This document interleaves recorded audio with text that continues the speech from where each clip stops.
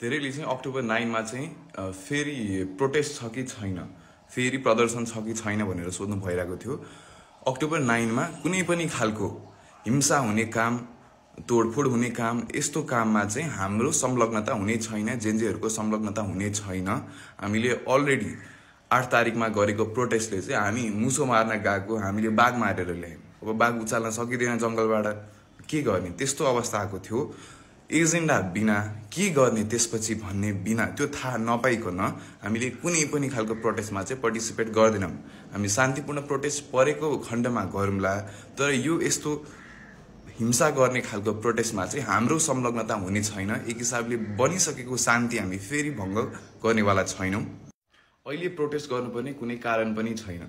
सुरुमा त pressure apply गर्ने हो हाम्रो माग पुरा नहुँदाखेरि है। अब प्रेसर अप्लाई पो गर्ने हो त, यहाँ अहिले तोडफोड गर्नुपर्ने, आक्रोशमा आउनुपर्ने त कुनै कारण छैन। त्यसैले जेनजी हाम्रो उमेर समूहकोले यस्तो नचाहिने काम हामी गर्दैनौँ, उशृङ्खल काम गर्दैनौँ। एजेन्डा छ भनी प्रेसर दिएर पुरा गर्छौँ, त्यो लागेन भने मात्र केही गरौँला। तर 9 तारिकको प्रोटेस्टको चाहिँ कुनै पनि अर्थ छैन, केही पनि गर्नेवाला छैन, केही एजेन्डा छैन।